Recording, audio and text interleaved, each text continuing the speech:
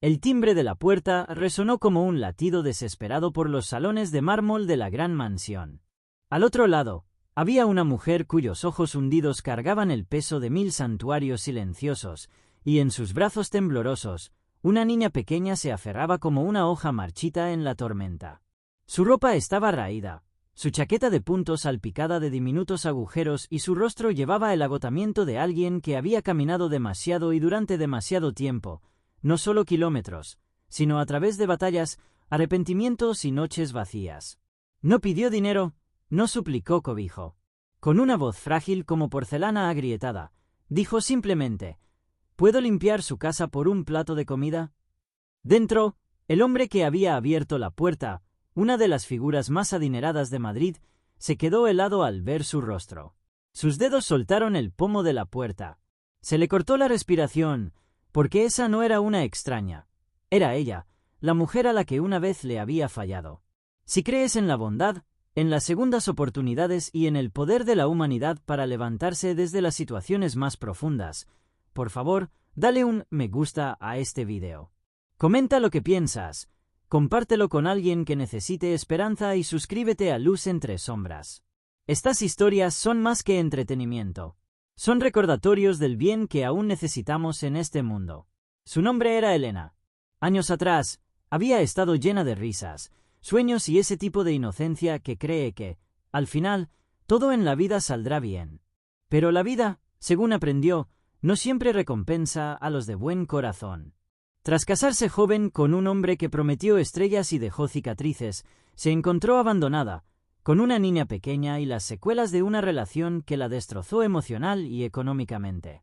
Uno por uno, los pilares de su vida se disolvieron. Su trabajo, su piso, sus amigos, que se fueron distanciando lentamente a medida que pedir ayuda se convertía en rutina. Finalmente, terminó durmiendo en el banco de una iglesia, abrazando con fuerza a su hija, susurrando cuentos de hadas al viento solo para acallar el rugido en el estómago de su niña. Cada día, Elena recorría los barrios más prósperos de Madrid, como La Moraleja, con la esperanza de que alguien pudiera ofrecerle un bocadillo, una chaqueta de abrigo o simplemente un momento de compasión. La mayoría de las puertas permanecían cerradas. Algunas ofrecían rechazos educados, otras ni siquiera se abrían. Pero hoy se sentía diferente. Algo, llámalo desesperación, intuición o providencia divina, la llevó a esta casa. Una casa tan impecable, tan completamente fuera de su alcance, que pisar el sendero de piedra se sentía como entrar en otro mundo. Pero el hambre no conoce barreras. Llamó. Dentro, Javier Soler acababa de regresar de una reunión del Consejo que había asegurado un contrato de 20 millones de euros. Los medios lo llamaban un visionario, sus colegas, implacable. Pero detrás de los trajes de diseño y las torres de cristal de la Castellana, era un hombre que rara vez miraba atrás. Hasta que esa llamada sacudió algo muy profundo en él. Cuando vio a Elena allí de pie, sus ojos se abrieron de par en par. El tiempo se plegó sobre sí mismo. Sus pensamientos se dispersaron, porque años atrás, antes del dinero y las fusiones, antes de los suelos de mármol y los elogios de la prensa, la había conocido. Era la chica que una vez estuvo detrás de él en la fila del comedor de la universidad, en la Complutense, pagando en silencio por sus fideos instantáneos mientras contaba cada céntimo. Era la chica que le había sonreído en tardes lluviosas en la biblioteca, cuando ambos estaban sin blanca pero llenos de ambición.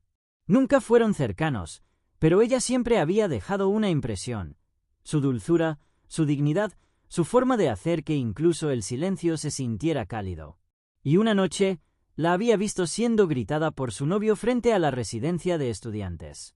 Podría haber intervenido. Debería haberlo hecho. Pero se dio la vuelta. Esa culpa había estado sellada durante mucho tiempo tras muros de ambición. Hasta ahora, la hizo pasar.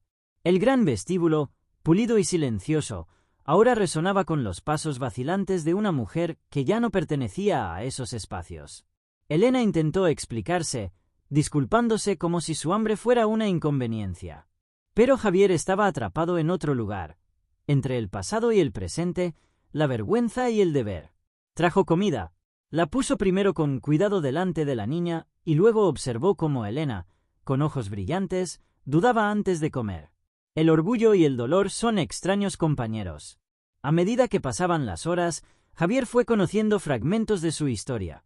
El matrimonio abusivo, el albergue para personas sin hogar que perdió cuando se cortaron los fondos, las noches pasadas en la estación sur o en callejones. Pero ella nunca culpó al mundo. Simplemente decía, simplemente pasó. Su resiliencia era más fuerte que cualquier lástima. A la mañana siguiente, Javier hizo algo atípico. Canceló sus reuniones. Preparó una habitación de invitados y dejó en silencio algo de ropa nueva, un cepillo de dientes y una nota doblada que decía: «Quédense todo lo que necesiten». Elena lloró en silencio cuando lo leyó, apretando a su hija contra su pecho. No era solo una cama o comida. Era reconocimiento, era dignidad. Pero el mundo no cambia de la noche a la mañana. La confianza tuvo que reconstruirse. Elena luchaba con la culpa de aceptar ayuda, temiendo que viniera con condiciones. Javier luchaba con otro tipo de culpa, la de haber ascendido tan alto mientras personas como Elena caían sin que nadie se diera cuenta. Poco a poco, empezaron a hablar más. Elena comenzó a ayudar en la casa, no por obligación, sino por necesidad de tener un propósito. Limpiaba, organizaba, cocinaba comidas sencillas. Su hija empezó a sonreír de nuevo. Reía en el jardín, tocaba el piano del salón.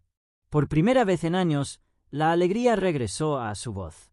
Una tarde, Javier regresó de una gala benéfica y encontró a Elena sentada junto a la ventana, esbozando un pequeño diseño de jardín.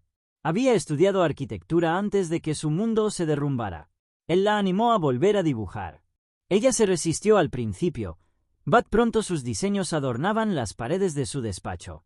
Sus clientes se fijaron. Uno de ellos, propietario de una gran cadena hotelera, preguntó quién había creado el diseño. Javier señaló a Elena. De esa única recomendación surgió un proyecto como autónoma. De ese proyecto surgieron otros 3, y en menos de un año, Elena dirigía su propia pequeña consultora de diseño desde un portátil que Javier le había regalado por su cumpleaños. Pero el momento más conmovedor llegó en una fría mañana de diciembre. Elena llegó ante Javier con un sobre en la mano.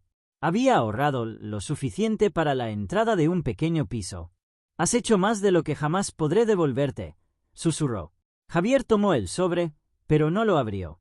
En lugar de eso, caminó con ella y su hija hasta la entrada de la casa, donde había una nueva placa. Fundación Soler para Mujeres y Niños. Fue idea de Elena. Un refugio, un sistema de apoyo, un lugar donde ninguna madre tuviera que volver a mendigar comida a cambio de dignidad. Mientras el sol salía detrás de ellos, la niña tiró de la manga de Javier y dijo: «¿Vas a ser nuestra familia ahora?» Javier se arrodilló, conteniendo las lágrimas. «Ya lo soy». Si esta historia ha tocado tu corazón, si te ha recordado el poder de las segundas oportunidades, el dolor invisible y cómo un solo acto de bondad puede cambiarlo todo, entonces dale un me gusta a este vídeo. Compártelo con alguien que quizás necesite esperanza hoy. Y no olvides suscribirte a Luz entre Sombras. No solo contamos historias, le recordamos al mundo que la empatía todavía existe.